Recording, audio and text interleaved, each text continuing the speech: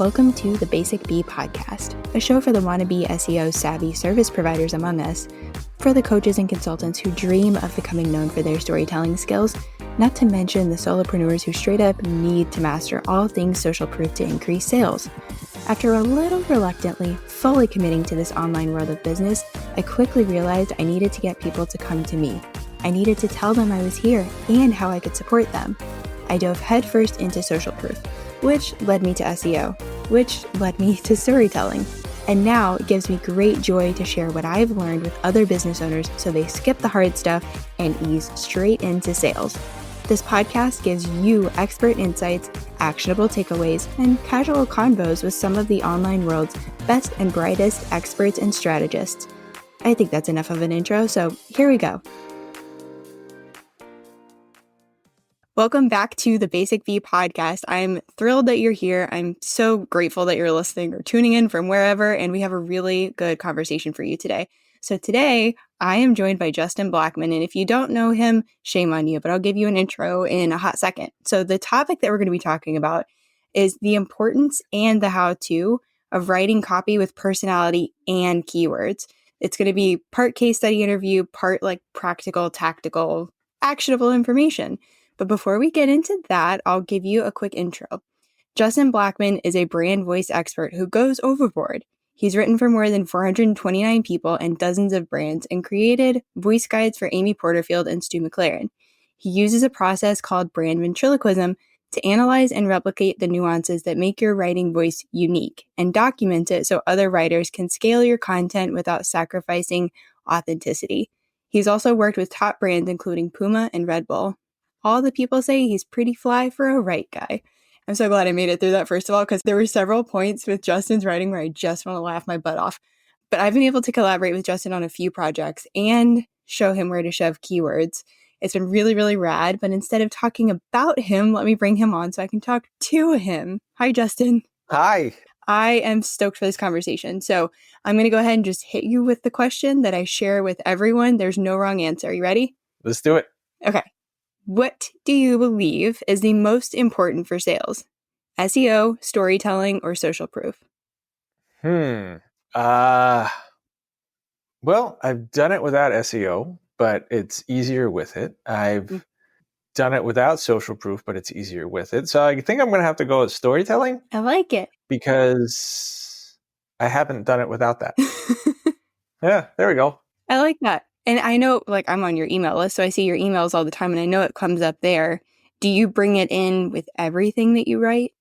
Not intentionally. I think I kind of collect stories accidentally. Mostly I did it reading like trivia books and just random facts. Like, we'll go open book here.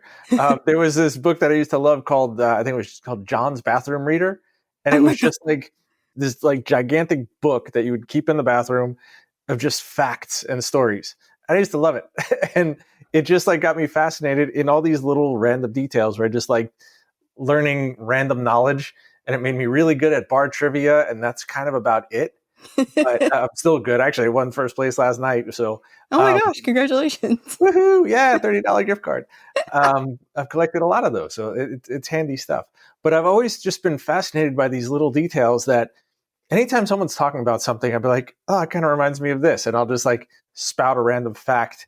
And people are like, how do you know this stuff? And it just sort of makes you more interesting. So I think the more stories you have, even if they're not yours, it just draws people to you. Yeah, I couldn't agree more. I was going to say, before you even said that you've won a whole bunch of gift cards, I was going to say you'd be the perfect person to take to trivia. Pretty good at it. That's awesome. There's a TV show that my boyfriend and I have been watching. I think it's called something like The Food That Made America. Mm-hmm. Yeah. Have you seen it? I know I've seen bits of it. I don't watch it though.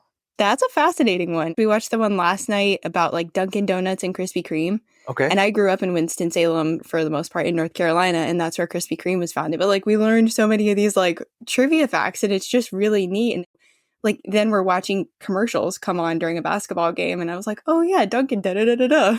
Yeah. You know what? I've watched the Toys That Made America. So it's got to be, it's the same series, just about toys. So yes, and I've written emails about that too. Oh, you have? I missed those. My bad. Oh. Moving right along.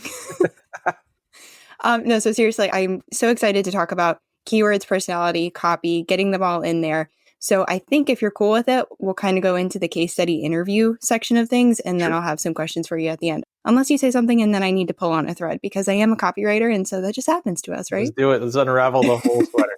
The whole sweater. We're going to be here for a while. So let's start with, tell me what happened that led you to contacting me about SEO. I always knew that like I had nothing for SEO. I had a lot of content. Okay, let's go back a little further. Let's go with the stories. So a couple of years ago, I did a project called the Headline Project, where I wrote 100 headlines for every day, 100 headlines every day for 100 days. And I chose random brands and just different companies, a lot of things from Shark Tank, where I just wrote about products. And all of a sudden, I was like looking at my traffic patterns and some of the analytics, and I ranked really well for one program called Wonder Dads, which is like a mail order program for dads to like do crafts with their kids. Because I wrote 2 days of headlines for them. So I had 200 headlines about Wonder Dads. I was actually the number 1 search result for Wonder Dads over wonderdads.com. And I was like, that's cool, but I'm not selling that. So I had the wrong crowd. And the other thing that I ranked really high for was the fart candle, because I ranked really high for that. Awesome, except that I'm not selling fart candles. So I was like, all right, I'm ranking for the wrong things. I knew that this was a problem. I didn't know how to fix it. I put it aside for years. And then I did work with someone for SEO for a while, someone that was in one of my programs. They mentioned that they could help. And they made some changes, which from an SEO standpoint helped. My traffic went up, but it kind of zapped the life out of my headlines. And I mean, I'm selling a course called Write More Personality. And it was, I think the original headline was how to write the world's most unputdownable copy. And she's like, well, no one's searching for that. So we need to like how to inject fun and life and personality into your writing. So he changed that to the headline. And from an SEO standpoint, it worked, but I hated it. Like every time I looked at that site, I hated it. And then you and I were kind of talking and you're like, go back to the other headline. You need to put you in. Let's work on some things. Like she didn't do the wrong things. No. You were able to work with me to put some fun back into it and improve the SEO, but not like take me out of the writing. Right. And that was the thing. I remember you sent that over and I went and looked and I was clicking through them. And I've been in your world for a while. I know you for personality driven copy. And I went and saw the headlines and I was like, this does not scream Justin, because literally just about everything you write, either I feel super informed, you know, the trivia stuff and the stories, or I'm laughing my ass off because you just write and it's like the funniest shit. So going and reading those headlines, I was like, no, like it's not going to draw in the right people. Yeah. Because keywords are going to get people to the site, but your words, your personality is going to keep them there and keep them reading, and then hopefully even then convert them into something, an email subscriber, podcast listener, student, whatever. She didn't do the wrong thing. And I want to be really, really clear about that. No one is necessarily doing the wrong thing, because we all have our avenues, we all have our tactics, we all have our frameworks. But especially for someone who's known for personality-driven copy, you have to really be careful about what you're going to shove in the headline. Yeah. So we were able to do a little bit more specific keyword research for your people. It wasn't just, you know, personality copy writing or whatever, but it was really, really specific and tailored to your people, which, having been in your world and understanding what you do, that was a really fun project for me. But now I'm doing more of the talking. So what was it when we were chatting through at the beginning and you're like, this is what I've got, how could you help me, or could you help me? Was there anything about me or our conversation that was happening that you were like, oh, this is going to be a good fit? No. Conversation over. We're done. We're done. Pretty good for asking yes or no questions. Right? Yeah, that is true. So So what was it? It was because you knew me and I knew that you would find a way to approach things differently. If we were going by the book, what the other person did was fantastic. It did improve the numbers. It did help, but it lost me. Your style is more fun. Your style is more personal. You understand stories. You understand what I'm doing. And you had been around me. So I trusted you to not take me out of it. Mm-hmm. I knew that you would find a way to put me back in and boost other elements where, like, hey, maybe the headline can still be fun, but we just need to pepper in these other words here and it'll still show up in the search results. You knew a way to combine everything to make it feel more like me without burying me over SEO. Now it's still Justin with SEO, but it's not SEO with Justin. Right. Yeah, that's a good explanation. And thank you for saying that, because like I take great pride in that. As you know, I'm like, no, it's a very fine balance. Yeah. And if you lean too far one way or the other, you're going to lose something. Yeah. And you really have to find that balance. So for reference, what we worked on, we did keyword research, we did an SEO audit, and then I think I lobbed a few blog ideas at you for the future. I have a lot of But them. you have a lot I of haven't them. written them yet. That's okay. What did you like about the process of working together? So again, not to say anything bad about the other person, when she gave me a list of blog topics, but I read the list and I didn't want to write any of them. And they would be important. They would get an audience. It wasn't the audience that I wanted. And she's like, well, here's what people are searching for. I'm like, yeah, but that's not what my people are searching for. And I kind of want people to, I don't want people, but my best people have stumbled onto me. They're not searching how to write a funny blog post. They're people who are funny writers. They're not searching for this. And it's sort of a more of an organic thing. And there were ways to boost that without forcing it. And I think the blog topics that you gave me were more of an advanced level. So it wasn't like personality or copywriting 101 or brand voice 101. My stuff is higher level. It's not made for everyone. I don't want to, I'd love to be number one in brand voice. As far as search results, that would be great. But I don't want everyone coming to me. I need a certain caliber of people that are ready for me. So you gave me more specific ideas, but like also ideas that would be fun to write about and not just what is brand voice. Like she gave me a structure for a pillar blog post, and great idea. And I started writing it and it just sort of sucked the life out of me. I'm like, I've written this 100 times before, but I did that 4 years ago. I don't want to write that now. And it just didn't feel at the level that I wanted it to be at. Not that it was the wrong level for most people, but it wasn't for the level of my people. I think you took more of my ultimate goals and sort of understood some of the struggle that I had with it and made it more personal and also more fun. And it just gave me stuff that I wasn't competing with what is brand voice. It was higher level. It was more about the writer that wanted to get better at it, not who wanted to learn it for the first time, but who hit a plateau in their current learning and was looking to up level. Yeah. And this has come up a lot in conversation just this week. So I'm glad that you even brought this up. But the easiest way I found to explain this is like if we think of the client journey, we've got people who are like, what does SEO stand for in my world? Yeah. Then we have people who are like, okay, fine. I've been over here like ignoring SEO, but I guess it's time I pay attention to it because I'm really tired of posting every freaking day on Instagram. What do I need to do? And can you help me? That's the difference in content that we're talking about. What is SEO? What is brand voice? Over to how can I elevate my brand voice writing? How can I actually like optimize my blog post? That's what we're talking about. So if you're listening or you're watching this, that's the difference here. So that was really awesome. So we had emails going back and forth. We had Voxer going back and forth, which was really fun. We had comments in the Google Docs, things like that. So you had your copywriting and I said, here's your keywords, kind of like go for it. You don't have to use the keywords in order. You can do this, and gave you some pointers. How did you feel going into that, I guess, project, if you will, at that point? I think it was great having keywords rather than ideas because it allowed me to build around them and not just take a template of how to write a headline, how to write more personality for copywriters. It wasn't just stuffing it in. You gave me a couple of interesting words that I was like, oh, I can play with this. This is a funny word. I can use this somehow and I could build around it. So basically like you gave me, it's almost like a reverse Mad Libs. Rather than give me like a sentence to plug one word into, you gave me a word to build a sentence around. Exactly. And I kind of like that. It gave me just the right amount of constraint to make a good headline, but also gave me room to play. I like reverse Mad Libs. I'm so using that somewhere. That's really awesome. Take it. So with the SEO audit, which for anyone listening, if you're not familiar with an SEO audit, it's basically a report that goes through and I'm finding errors, I'm finding issues, but I'm also giving you a report card of sorts of like, here's where you're at right now. Here's our baseline.